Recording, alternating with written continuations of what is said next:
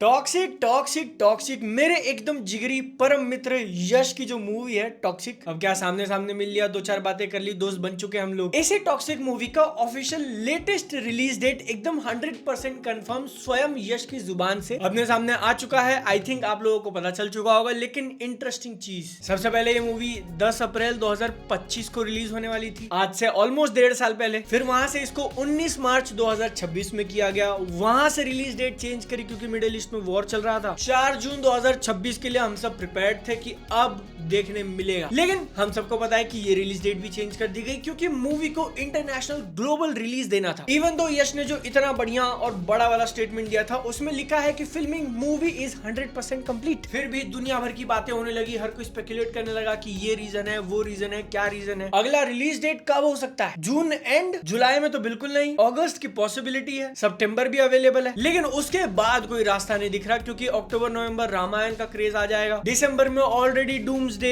Dune, Shahrukh Khan की picture lined up है, तो कहीं ये मूवी अगले साल तो नहीं चली जाएगी 2027। मैं आपको ये सारी कहानी क्यों बता रहा हूँ, एग्जाम्पल देने के लिए कि जब स्पेकुलेशन होने लगता है ना तो लोग कितना वाइल्ड सोचते हैं। आज जून 21 है, हम सबको पता था कि टॉक्सिक को लेके कुछ अपडेट आएगा, मोस्ट लाइकली उसका रिलीज डेट 16 घंटे पहले कल फिल्म फेयर के ऑफिशियल हैंडल ने भाई वेरीफाइड, देखो गोल्डन टिक है इसको, उनका कहना है अकॉर्डिंग टू रिपोर्ट्स ये अपना अगस्त वाला विंडो मिस कर दी कि 2027 में आ रही है। आज ऑफिशियल अनाउंसमेंट क्या होता है, 26 अगस्त 2026। तो इससे अपने को क्या सीख मिली, आजकल न्यूज वगैरह काफी ज्यादा चलने लगा है, हर कोई रूमर स्पेकुलेशन पे चल रहा है, बट वो कभी कभी गलत होती है, तो कितनी गलत हो सकती है। लेकिन अब क्योंकि मेरे को 8 मिनट की वीडियो निकालनी है तो हम लोग इसके रिलीज डेट को अनाउंस करेंगे। रोजी रोटी का सवाल है यार, पापी पेट क्या ना करवाए। अपने को ये तो कंफर्म्ड है कि इस मूवी के अंदर यश का डबल रोल, डबल लुक होगा, जिसकी पहले पॉसिबिलिटी थी कि वो सेम कैरेक्टर है, यंग में जब दाढ़ी वाड़ी नहीं है, और एक ओल्ड जब पूरा एकदम वो लंबे बाल और सब कुछ। आज के पोस्टर से मामला काफी क्लियर हो जाता है, जिसमें टैग लाइन दिया है honour thy father, simple English में honour your father. So most likely दोनों बाप बेटे हैं। राया का बेटा टिकट, यंगर वर्जन का नाम टिकट है, क्योंकि इस मूवी को साथ ही साथ इंग्लिश में शूट भी किया था, सिर्फ डब नहीं, और मूवी को ऑलमोस्ट 3 महीने डिले किया है, तो देखना होगा कितना ग्लोबल रिलीज देते हैं। बट 26 अगस्त का रिलीज डेट काफी इंटरेस्टिंग है क्योंकि आप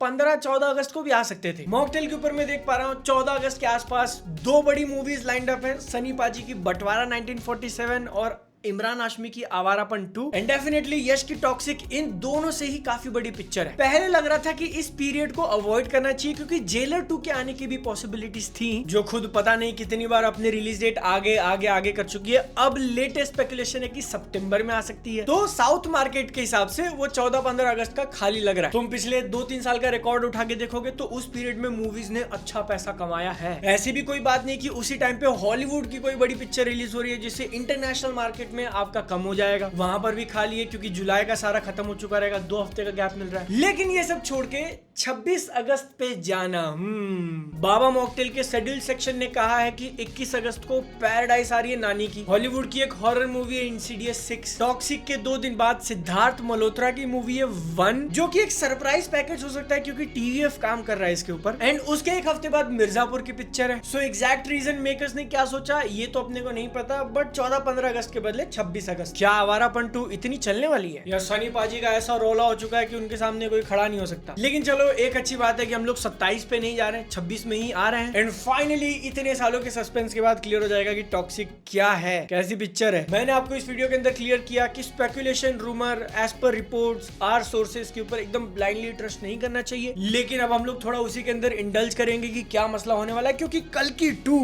डैम, ऐसा कहा जा रहा है कि पार्ट 2 रिलीज होने से पहले उस मूवी के अंदर जो इंपॉर्टेंट साइड कैरेक्टर्स हैं उनके ऊपर 1-1 घंटे की पिक्चर रिलीज होंगी सीधा ओटीटी पे। एक तरफ अच्छी बात है कि आप सिर्फ मेन हीरो, मेन विलन को छोड़ के बाकी लोगों के ऊपर फोकस कर रहे हो, अपना वर्ल्ड एस्टैब्लिश करना, लोर एस्टैब्लिश करना। मैं पर्सनली इसको एक पॉजिटिव साइन के हिसाब से ले रहा हूँ क्योंकि आप उतने कॉन्फिडेंट हो, बट देन अगेन यहाँ पर वो बैलेंस मेंटेन करना होगा क्योंकि बहुत बार होता है आपने जब एक कैरेक्टर के बारे में इतना सारा जान लिया, थोड़ी वो मिस्ट्री जो है ना वो उसको मिस्टीरियस बना, वाह क्या कह रहा हूँ मैं, नहीं, बट कुछ कैरेक्टर होते हैं जो थोड़ा सा डालो तो मजा आ जाता है, पूरा प्लेट भर के दे दिया तो लगता है कि चलो पेट भर गया। इंटरेस्टिंग होगा देखना कि दीपिका वाला एंगल वो लोग कैसे कम्युनिकेट करेंगे, क्या सिर्फ चेहरा बदल गया आप एडजस्ट कर लो या हमने किसी और को नया कास्ट किया, इसके बारे में कुछ किया जाएगा पिक्चर के अंदर, लेट्स सी। दीपिका के बदले किसको लिया जा सकता है उसको लेके भी रूमर स्पेकुलेशन आ चुका है। आलिया भट्ट का नाम चल रहा है कि उन्होंने ऑलरेडी 5 दिन की शूटिंग भी कंप्लीट कर ली है, जिसको लेके पहले साई पल्लवी का नाम भी आ रहा था। एंड ये भी कहा जा रहा है कि आलिया भट्ट वो एग्जैक्ट कैरेक्टर प्ले नहीं करेंगी, कुछ दूसरा होगा। सो नॉट दीपिका पादुकोण का रिप्लेसमेंट, बट वो हो भी सकता है क्योंकि ये रिपोर्ट्स और रूमर्स है। लेकिन कंफर्म्ड बात यह है, आप लोगों ने भी अब तक सुन ही लिया होगा कि क्रिस्टोफर नोलन इंडिया आ रहा है। Oh my god, Christopher Nolan India आ रहा है। लेकिन इसके बारे में आप में से कुछ लोगों को शायद नहीं पता होगा कि वो पहली बार इंडिया नहीं आ रहा है, ये उनका चौथी बार है। डार्क नाइट राइजेस जो बैटमैन का पार्ट 3 था उसकी शूटिंग के लिए वो इंडिया आ चुके हैं ऑलरेडी 2011 में। जोधपुर में शूटिंग भी करी थी, मेहरानगढ़ फोर्ट के आसपास मैं गया हूँ, काफी ब्यूटीफुल। 2018 में फिल्म प्रिजर्वेशन के लिए एक छोटा सा टूर किया था, कुछ शूटिंग वगैरह नहीं, बट 2019 में वो वापस आए टेनेट मूवी की शूट के लिए, मुंबई के अंदर किया। डिम्पल कपाड़िया थी उसके अंदर, शायद अंबानी का घर भी दिखता है। अब ये जुलाई 2026 में जो ऑडिसी के लिए वो आने वाले हैं, वो क्यों इंपॉर्टेंट है, क्यों स्पेशल है? क्योंकि ये पहली बार होगा जब वो अपनी मूवी का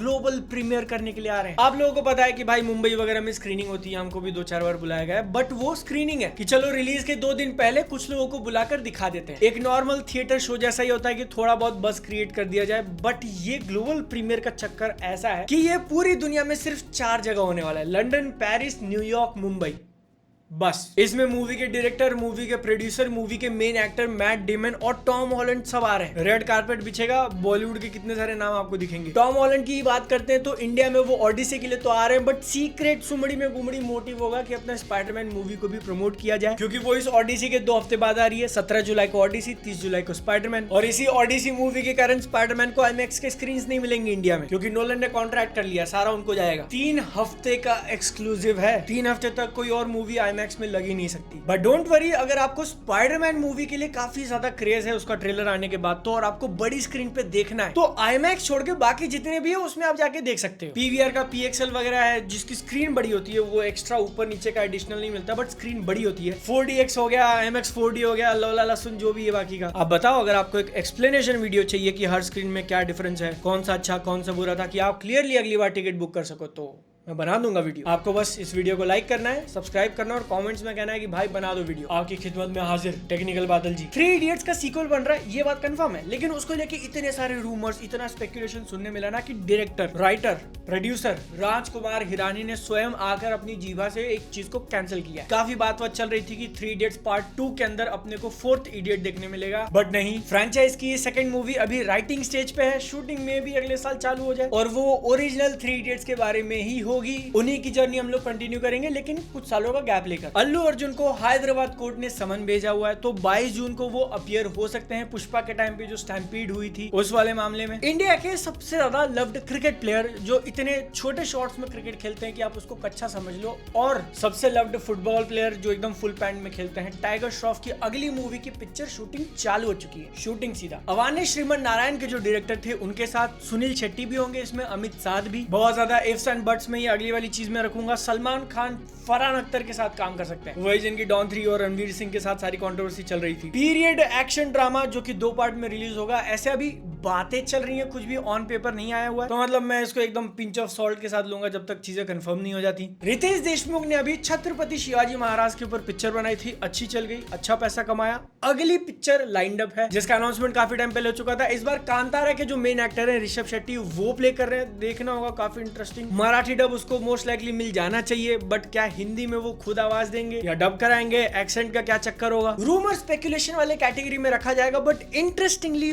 500 करोड़ वो लोग लगा रहे हैं इस पिक्चर पे। The pride of Bharat Chhatrapati Shivaji Maharaj जो पहले एक मूवी होने वाली थी उसको अब 2 पिक्चर में बनाएंगे। गॉड डैम 2028 और 2029 ये 2 सालों में पिक्चर रिलीज होगी, ऐसा अभी कहा जा रहा है। कितना एम्बिशियस स्केल। ऋषभ शेट्टी ने जितना रियलिस्टिक दिखाया कांतारा 2 को, उसके विजुअल्स वगैरह, आई होप कि वो इस मूवी के साथ भी वैसा करें, मजा आ जाएगा। वीडियो को अगर लाइक कर दिया तो एक काफी इंटरेस्टिंग बात बताता हूँ। हॉन्टेड 3D जो अभी रिलीज हुई थी उसने कुछ 17-18 करोड़ नेट कलेक्शन कर लिया इंडिया में, और इतना प्रॉफिट प्रॉफिट हो गया कि मेकर्स ने अगली मूवी अनाउंस कर दी। 1920 फ्रेंचाइज से अब लेके आ रहे हैं, उसका पोस्टर देखो कितना रियल कितना एआई, आप ही जज कर लेना। इस पे क्या बोलूं मैं, मेरी जुबान लड़खड़ा रही है। आई डोंट थिंक कि ये रुकने वाला है। पिछली मूवी में तो गाड़ी का नंबर प्लेट, गाड़ी का लोगो बदल गया था, इसमें देखते हैं क्या क्या बदलेगा। But interestingly haunted 3D movie के लिए लीगल केस हो चुका है। लक्ष्मी गणपति फिल्म्स ने विक्रम भट्ट को लीगल नोटिस भेजा है कि आप 19 लाख रुपए हमको पे करो। और मैं ये सब आपको क्यों बता रहा हूँ, क्योंकि जूसी डिटेल अब आएगा। कॉन्ट्रैक्ट के मुताबिक दोनों 50-50% प्रॉफिट शेयर करने वाले थे। लक्ष्मी गणपति फिल्म्स ने 94 लाख